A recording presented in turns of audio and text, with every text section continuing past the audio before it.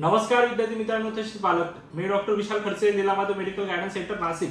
विद्यार्थी मित्रांनो, तुम्ही जर आपला हा व्हिडिओचा फर्स्ट टाइम किंवा पहिल्यांदा जर बघत असाल तर चॅनलला नक्की सबस्क्राईब करून ठेवा, जेणेकरून जी काही महत्त्वपूर्ण अपडेट असेल ही तुमच्यापर्यंत पोहोचेल. ओके. आणि जर तुम्हाला आमच्या फ्री व्हॉट्सअप ग्रुपमध्ये जर जॉईन व्हायचं असेल तर डिस्क्रिप्शन मध्ये लिंक दिलेली आहे, तिथं सुद्धा तुम्ही जॉईन होऊ शकता.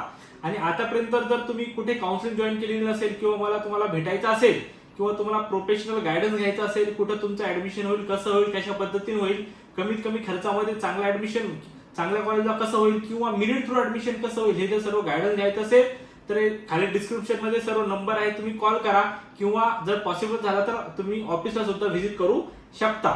आता महत्वाचा व्हिडिओ त्या विद्यार्थ्यांसाठी आहे ज्या विद्यार्थ्यांचे सतत मला कॉल येतात की सर आम्ही रिपीट करू का, सर आम्ही रिपीट करू का, एवढा स्कोर आहे, असा स्कोर आहे, आम्ही रिपीट केलाय किंवा आम्ही फ्रेशर आहोत. तर मी प्रत्येकाला एकच सांगतोय की कोणत्या, आता आपला जो मुद्दा आहे तो हा आहे की कोणत्या विद्यार्थ्यांनी रिपीट करायला पाहिजे. हे बघा, जर तुम्ही ऑलरेडी वन टाइम म्हणजे एक वेळेस तुम्ही रिपीट केलाय, ओके, तुमचा स्कोर हा रिपीट करून सुद्धा फर्स्ट अटेम्प्ट मध्ये तुमचा स्कोर हा चांगला एक 450 ते 500 स्कोर होता, तर नेक्स्ट टाइम तुमचा स्कोर हा एक 15 मार्कांनी 20 मार्कांनी किंवा चांगला स्कोर जर वाढतोय, ओके, तर तुम्ही ऍडमिशन घ्या, रिपीट करू नका. आता मॅक्झिमम विद्यार्थ्यांचा काय अपेक्षा असते की 450 आहे, 500 आहे. आता एक माझ्याकडे काल एक स्टुडंट आलेला होता, एक मुलगी आलेली होती जिचा स्कोर 550 होता, चांगला स्कोर होता एकदम. 550 मध्ये चांगलं गव्हर्नमेंट मेडिकल कॉलेज सुद्धा तिला मिळेल, पण अशी अपेक्षा होती विद्यार्थ्यांची, सर ऑलरेडी बघा सेकंड टाइम रिपीट होती, तर मला सर एम्स पाहिजे, तर मी रिपीटला जाऊ का. तर त्या विद्यार्थ्यांना माझं असं सजेशन असेल की जर तुम्हाला हे बघा ऍडमिशन जर घ्यायचं असेल तर तुम्ही वेल अँड गुड, तुम्हाला गव्हर्नमेंट कॉलेज मिळेल. जर आता बघा ह्या सिच्युएशन अशी आहे, जसं पेपर लीक झालाय, प्लस यावर्षी सुद्धा काही टफ पेपर आला, सेकंड जी एक्झाम झाली टफ होता किंवा काही प्रमाणात इझी होता, जो मेरिट एकदम हार्ड मेरिट गेले, म्हणजे खूप जास्त हाय गेले, बरोबर आहे. तर पुढच्या वर्षी जसं सीबीटीचं प्रकरण चालू आहे, जी काही सीबीटी म्हणजे जी काही कॉम्प्युटर बेस्ड टेस्ट आहे ती होण्याचे चान्सेस मोस्ट जास्त आहेत, म्हणजे होऊ बी शकते किंवा नाही होणार. पण जर टेस्ट झाली, कॉम्प्युटर बेस्ड टेस्ट जर झाली तर ती एका पार्टमध्ये तर होणार नाही, कारण तेवढे सेंटर आपल्याकडे महाराष्ट्रामध्ये किंवा इंडियामध्ये अवेलेबल नाहीये, म्हणजे 4 ते 5 फेज मध्ये होईल. ओके, तर प्रत्येक फेजची जी क्वेश्चन पेपर आहे तो क्वेश्चन पेपर सुद्धा सर्व वेगवेगळा असेल, म्हणजे तुम्हाला एकाला जर क्वेश्चन पेपर हार्ड आला तर दुसऱ्याला इझी येईल किंवा कोणाला मॉडरेट येईल किंवा मिडियम लेवलला येईल. ह्या सगळ्या गोष्टी जर आपल्याला बघायला मिळाल्या तर कुठंतरी गव्हर्नमेंट असेल किंवा एक्झाम सेंटरवाले सुद्धा असेल, मी असेल किंवा तुम्ही सुद्धा, जर सीबीटी होणार असेल तर ते आपल्यासाठी काहीतरी फर्स्ट असेल आणि पहिलं वर्ष कुठंतरी थोडंसं कॉम्प्लिकेटेड ह्या गोष्टी जाण्याचे चान्सेस असतात. ह्या सर्व जर अनालायसिस केलं तर आपण, तर माझं एक सजेशन विद्यार्थ्यांना असेल, जर करायचंच असेल तुम्हाला तर तुम्ही पार्शियल ड्रॉप घ्या.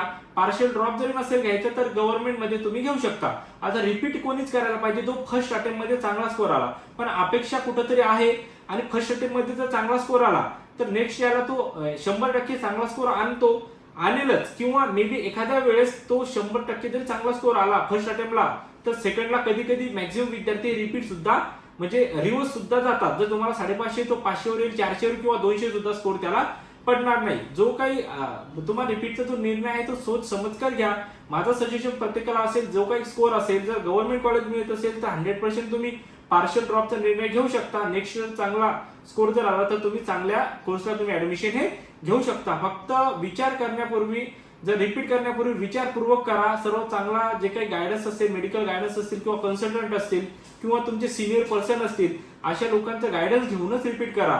किंवा चांगला ठीकठाक स्कोर आहे किंवा बॉर्डर लाईनला तुमचा स्कोर आहे आणि रिपीट करायचा विचार करताय तर ऍटलीस्ट तुम्ही पार्टिसिपेट व्हा. माझ्या प्रत्येक व्हिडिओमध्ये मी तेच वर्ड यूज करतोय की तुम्ही ऍटलीस्ट पार्टिसिपेट व्हा. पार्टिसिपेट झाला, मे बी एखाद्या वेळेस न्यूली ऍडेड कॉलेज ऍड झाले किंवा इंडियामध्ये सुद्धा जसे आता कॉलेज वाढतात, सीट वाढताय, एखाद्या वेळेस लास्ट मोमेंटला जर कट ऑफ कमी गेला तर नंतर तुम्हाला पश्चाताप नको, कारण की सीट तुम्हाला इझिली मिळेल आणि पुढे रिपीट करायची गरज पडणार नाही. ओके, हे जे काय आहे हे पूर्णपणे याच्यावर सर्व व्हिडिओ बघा आणि याच्यावर काय तुम्हाला नॉलेज घेता येईल. आणि अदर सुद्धा याच्यावर जे काही मी तसं तुम्ही सांगितलंय, अदर कन्सल्टंट कडून सुद्धा किंवा सिनियर पर्सन कडून याच्यावर रिपीटवर काय निर्णय घ्यायला पाहिजे, कसं करायला पाहिजे, याच्यावर सुद्धा तुम्ही सर्व हे करून म्हणजे मार्गदर्शन घ्या. ओके, जर खरंच हा व्हिडिओ जर महत्त्वपूर्ण वाटला असेल तर तुमच्या गरजू मित्रांपर्यंत नक्की शेअर करा, जेणेकरून त्यांना या व्हिडिओचा बेनिफिट होईल. आणि आतापर्यंत जर तुम्ही चॅनलला सबस्क्राईब केलं नसेल तर चॅनलला सबस्क्राईब करून ठेवा, जेणेकरून जे काही 2026 साठी मेडिकल ऍडमिशन साठी जे काही इम्पॉर्टंट अपडेट आपण व्हिडिओ टाकू ते तुमच्यापर्यंत पोहोचतील.